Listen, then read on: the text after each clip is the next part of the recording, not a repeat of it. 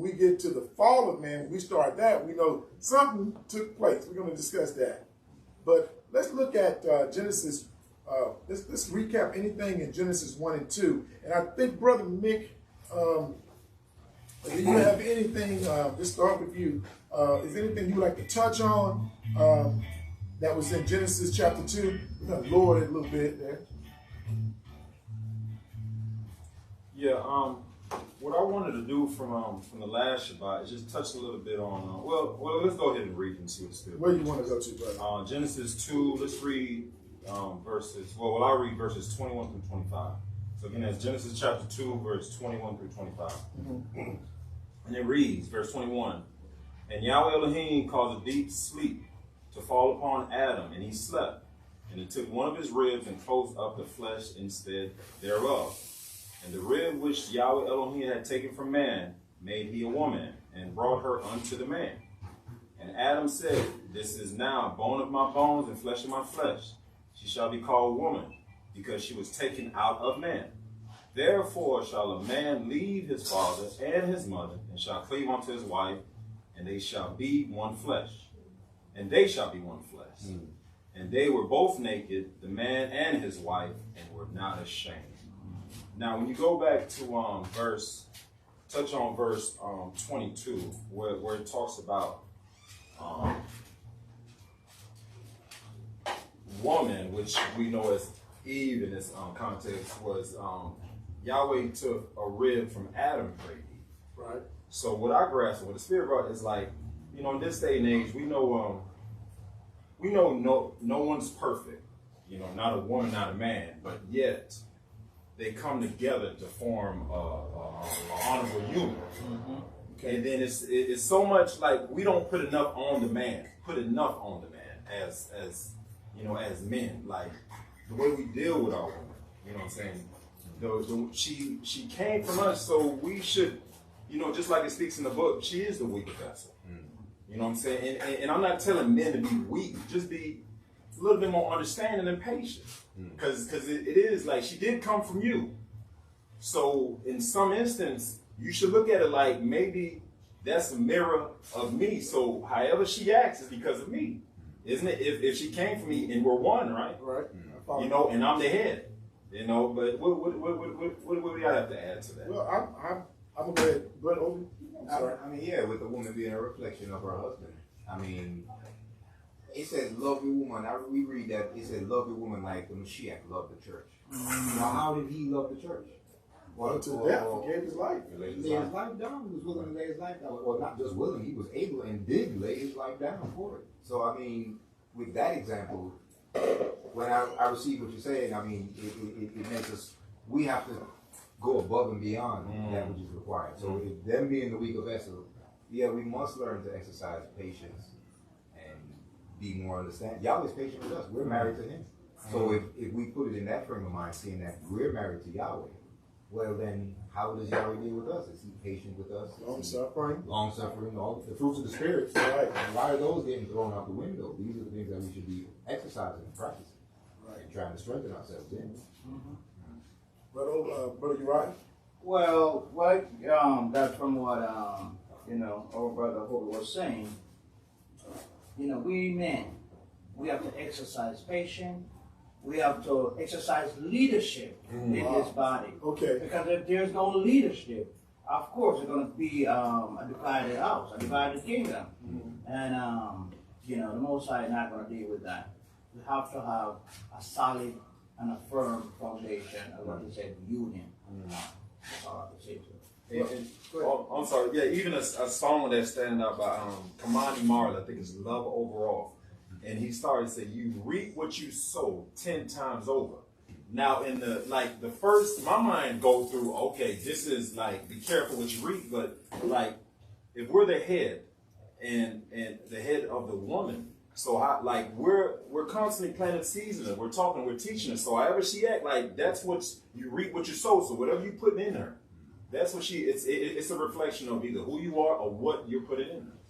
Well, I think particularly at this time of human history, particularly in the United States, and when we look at things in the black community, use that term loosely, the Israelites, children of Israel, what have you, you have so many fractures in the community. Of course. You know, marriage. I think the statistic is 75% of quote Black American homes are headed. 75% are headed a single woman. You know, or and only 25% of those homes in America, Black people are actually married. So you got such a breakdown of the family, and that's what this was. This is what this is. Adam, Yah took a rib from Adam, made him a woman. That's the family. That became not only a husband and wife, but that's the foundation of the family unit.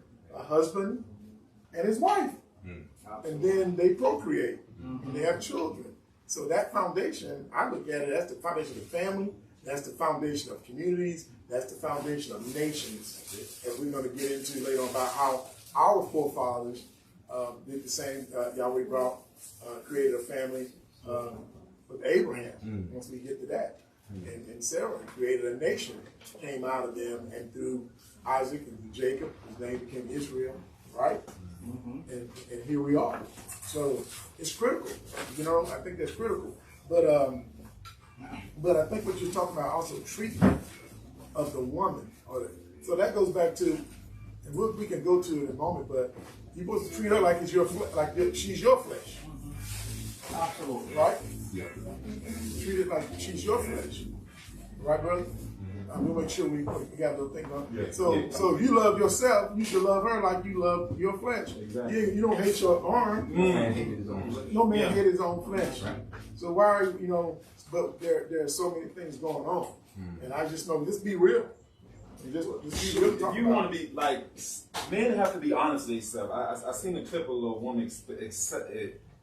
She was explaining why she has nothing to offer a man, but to lay down with her. But she broke it down like, you expect me to nurture you. Well, I have children. Like she basically summed it all up, be like, I never had a chance to be a woman. I was forced to wear the pants early, so I've never been in a position to be a woman.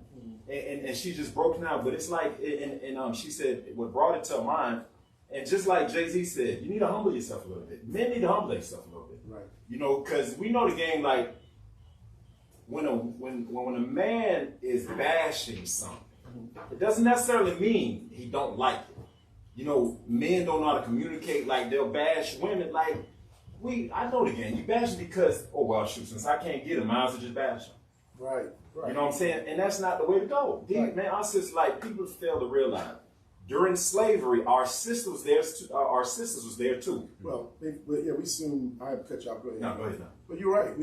We forget that we were all collectively placed here in the Americas together. We came here together. You know, you mentioned Jay-Z, Tupac talked about that. And, you know, we got our game from one. I don't know the lyrics, but he said it's time we start respecting our women. Yeah, Right. And I think that comes back to, when you're coming into this truth, it's not for you to exalt yourself. It's an opportunity for you to humble yourself and try to heal the breaches. Don't create breaches in your own family. But what happens, Elder, is knowledge puffs up. So we got brothers that come into the word and start to get an understanding of who they are. And then what comes with that, the position in their relationship with the Creator. Right. And then they get the baby. Yeah. And no one is there to temper that or stick a pin in it and say, hold on. So hold on, you're going a little too far. You want to say something? You know, well, I've been looking at structure. You know, what involved in that union. You know, you have to be of righteousness. Because if that structure is not built on righteousness, something is going to go wrong. Oh, yeah. You know, an next point which I'm looking at, you know, we said, oh, the woman is a weaker vessel. But I've seen a little clip of something. I don't remember where exactly I saw the clip. But it said, everything you give to a woman, she multiplies. That's You what gave her a seed. What? You gave you a child. a virtuous woman. It's a virtuous woman. That's what I'm saying. You name it. You gave her a house, she make it a home. So she's pretty strong. Yes, right. So, you know, we have to know how to deal with these sisters. And brother, let's It's very go. important. And while we're talking about that, let's go. Somebody go. I'm gonna go to 1 Peter, and let's look at that. And someone read 1 Peter chapter 3, 1 through 7, because that, you know, when you said that, brother, that kind of made me. Chapter 3, I think. This just because when we talk about the family unit, that husband and wife, Right. that foundation, and like you said it so beautifully, you gave her a house, she gave you a home. You understand? So, but you got to have that leadership. You got to have that right spirit. You can't get puffed up with the knowledge, like Brother Obadiah said, right? And you got to be able, with this brother here, Brother Mick said, you got to be able to look, humble yourself, and look inwardly. Look at yourself. You know, nobody's perfect. You know, no man is perfect, but one man that we know who walked in this law and perfectly and was above the law because he was the word, he was the spirit in him. So let's somebody, when anybody read chapter 1 Peter chapter 3, verse 1 through 7. Okay, Brother Obadiah, thank you. Yes, sir. 1 Peter chapter 3, verse 1. Likewise, you wives, be in subjection to your own husbands, that if any obey not the word, they also may without the word be won by the conversation of the wives, while they behold your chaste conversation coupled with fear, whose adorning, let it not be that outward adorning of plaiting the hair and of wearing of gold, or of putting on of apparel, but let it be the hidden man of the heart, in that which is not corruptible, even the ornament of a meek and quiet spirit, which is in the sight of Elohim of great price. For after this manner, in the old time, the holy women also, who trusted in Elohim, adorned themselves, being in subjection unto their own husbands, even as Sarah obeyed Abraham, calling him master, whose daughters you are, as long as you do well, and are not afraid with any amazement. Likewise, you husbands, dwell with them according to knowledge, giving honor unto the wife, as unto the weaker vessel, and as being heirs together of the grace of life, that your prayers be not hindered. See, now this was talking about, you know, women out, you know, how to be.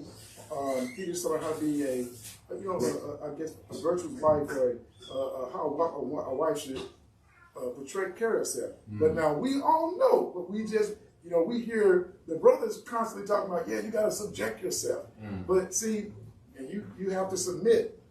But that's in the adversarial context. You're not coming from that spirit of Yahshua HaMashiach in you. You're not even coming from the perspective of how they handle themselves in antiquity.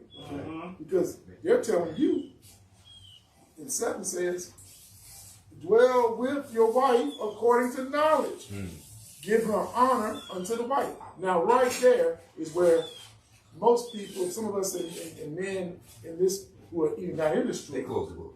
close the book. They don't want to talk about that. Let me read that part. What knowledge do you have? How are you having like you said, all those different things? I think I cut you off a little over there. You were going to say something, I thought. No. It tickles me when we read this part. Right, like, praise God. It says giving honor. And it says a lot of men nowadays in these times giving honor. Honor about I mean, I don't know where this mindset comes from. I'm just saying. Man, see, and those are the things that we have to, but if the children in that family, but see, that's the disruption that's happening now, particularly in America.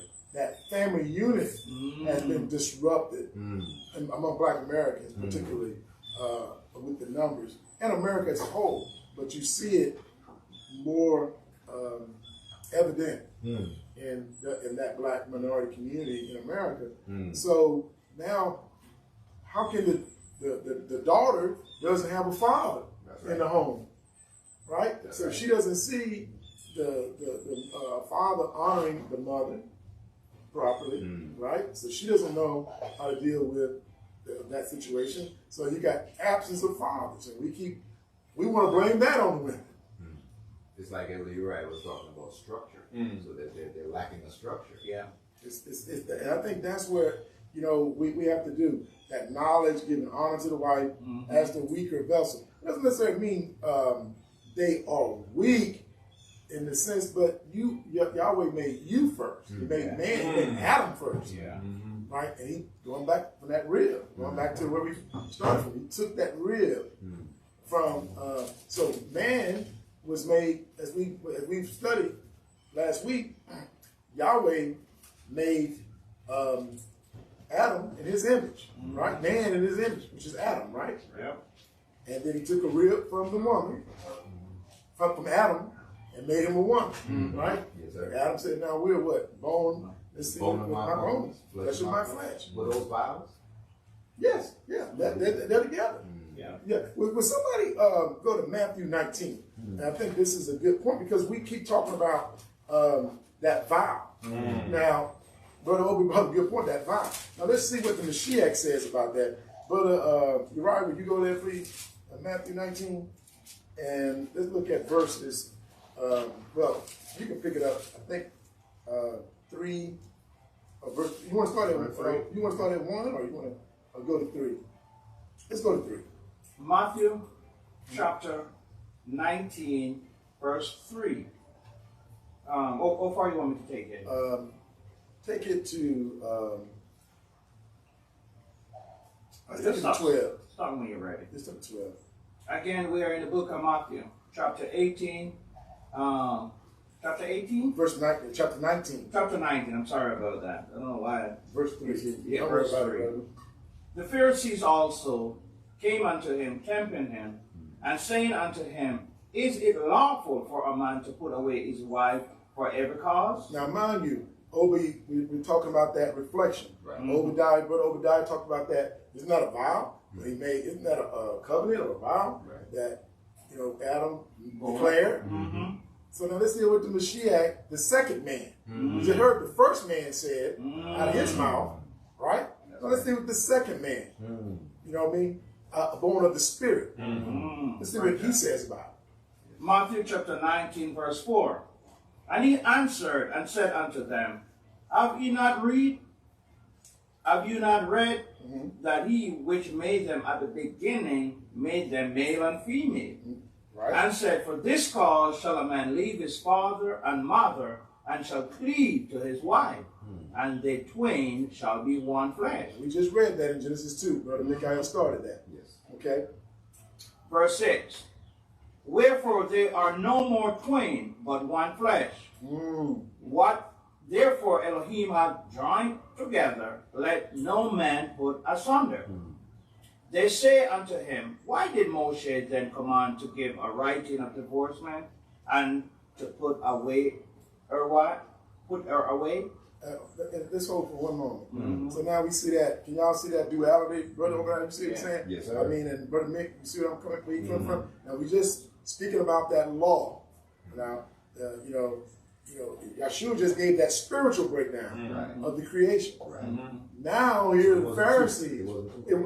Wait a minute. What did you just say? It wasn't two creations. Yeah, it says male and female. Male and female. He didn't say. That's single. Okay, so we have to go. There are no two creations. And I think, but we have to go with the text says, Yes, okay. not with fantasies and what we're thinking. But I definitely, we now you see the Spirit is talking. Now you go to the letter of the law in verse 7, the Pharisees. Now they're gonna give you that black letter law, right? Yeah. Oh yeah. Wait, now let's see what they say. Verse 7. Continue. Continue. Start at 7. Continue. Okay. Verse 7. They say unto him, Why did Moshe then command to give a writing of divorcement and to put her away? He said unto them, Moshe, because of the hardness of your hearts, suffer you to put away your wives. But from the beginning it was not so. Verse 9. And I say unto you, whosoever shall put away his wife, except it be for fornication, and shall marry another, committed adultery. And whosoever marrieth her, which is put away, does commit adultery. His disciples say unto him, If the case of the man be so with his wife, it is not good to marry. That says the man, well, if you're not going to get married, what you're going to be in? Because you know a man is going to have a sexual desire. So if you're not going to marry, so right? You're gonna burn, Yeah, better to and marry than to burn. what you're gonna do? You're not gonna just burn. You're gonna go out there and fornicate. Yeah, that's right. Yeah. And you're gonna find somebody to consummate that act with Oh yeah. outside the marriage. Oh yeah. And now you're gonna be defiling yourself, That's right. right? Let's continue, brother. Continue. Verse 11. But he said unto them, all men cannot receive this same, say they to whom it is given. The spirit, Okay. right? Verse 12. Uh-huh. For there are some eunuchs which were so born from their mother's womb, and there are some eunuchs which were made eunuchs of men. And there be eunuchs which have made themselves eunuchs for the kingdom of heaven's sake. He that is able to receive it, let him receive it. See, so we don't have to really expound much because when you're speaking at the time of the Mashiach is speaking, the people, our fathers were in the land. We had their own law, the culture. That's right. Everything was intact. That's right. But we have been scattered to the four corners, right? And we are in a state of captivity. And guess what? I think it's somewhere in Isaiah 47. If we look at, let's go to Isaiah 47 and let's see what has become to us. Brother Mick, would you read Isaiah? We get there, go to Isaiah 47. And as I was thinking, praise y'all, and let's just read, let me make sure I got it here. Verse 6, Isaiah, this is, when you go to Isaiah 47, this is talking about the daughter of Babylon, which we have identified as America. This is where the children of Israel are in these latter days. And the Most High is speaking through his prophet Isaiah and telling him, this is what has become of you, and this is how you're going to be treated. So if you read verse 6. Isaiah chapter 47, verse 6. I was wroth for my people, I have polluted my inheritance, I have given them into thy hand. Thou didst show them no mercy. Upon the ancient hast thou very heavily laid thy yoke. Well, Yahweh was angry with us. Wroth means he's angry with Israel for breaking his covenant, an adulterous wife, right? Because we're married to Yahweh, correct? Absolutely. That's right. But here he says, I polluted my inheritance. So we've been put over here. So of course we don't keep the commandments. Of course we don't do certain things. We have been, Yahweh allowed us to be what? Polluted. Yeah.